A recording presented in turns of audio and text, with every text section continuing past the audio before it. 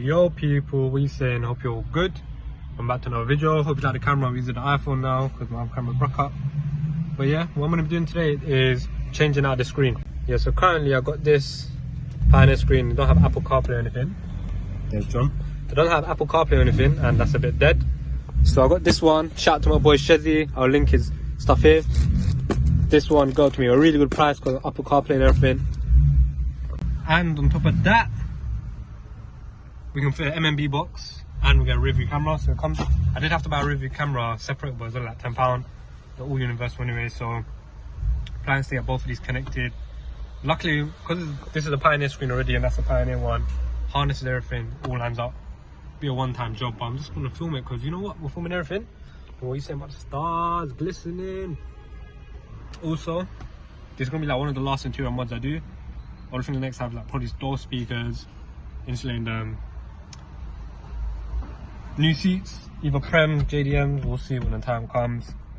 Maybe little things like the shift boot, maybe a carbon steering wheel, quick relief. Just like a little LED. Other than that, nothing major.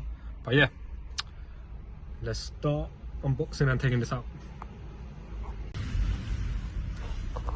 But yeah, whilst we're here, I might as well show you the kit. So we've got the SPH DA230DAB.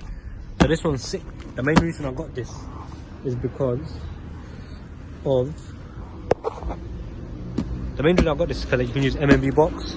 So shout out to my guy Me Mods, he's gonna be supplying it for me, and I'm gonna just put this in instead of that screen, use Apple CarPlay and everything. It's been much nicer. But other than that, yeah, the screen's decent, it's not bad. It's just I wanted to upgrade and the interior is done, so yeah. Once we get that sorted out the rear, we're gonna start stripping this and get it all out. Yes guys, so just done a little bit of de-trimming at the back. Got rid of all the trims here.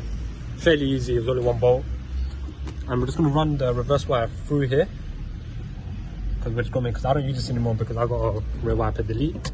Or by force because I bought the car. And once we're here, we're just checking out the rear heating element because this doesn't work. Mentioned it a few times. So yeah.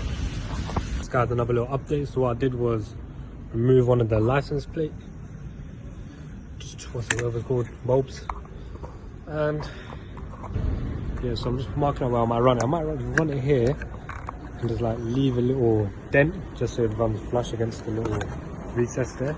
As you can see, just run the cable behind here where the bulb is. Treat that rust, please.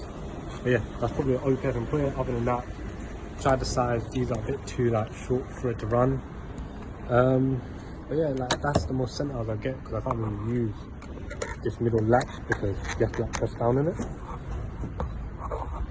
Like compared to my boy John's one, he had like all inbuilt one with like a casing, but he has like a button, but ours is more like a little grab and pull, so it's a bit different. And John's just hot right in his car, he don't start. He's just in ambience, orange ambience, so if you have an E60, hit him up for your coding needs.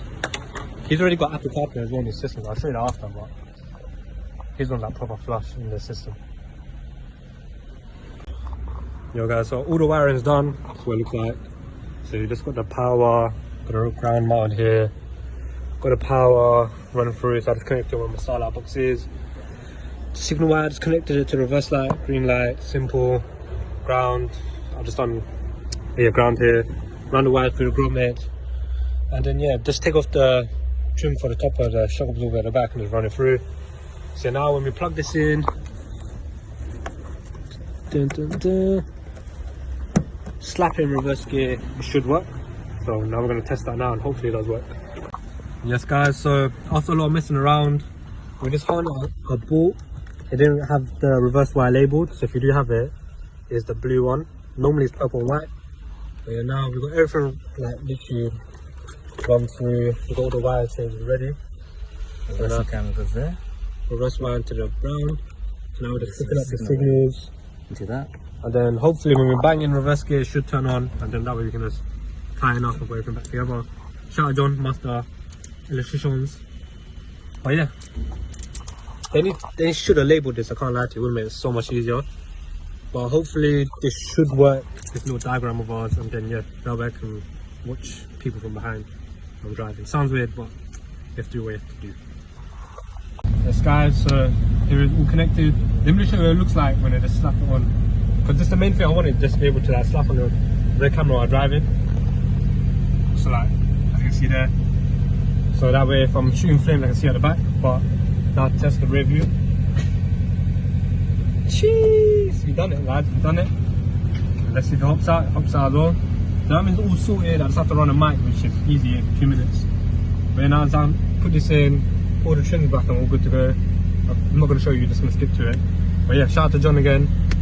And yeah, show you the final results. Yes guys, another update. So all the pieces are back together, I just ran the wire. Done a little temp here until we get some nice shrink or some rubber tubing. Yeah, all done, all sorted. All wired through. So now it's time to put all of this mess back in here. Long night, long night.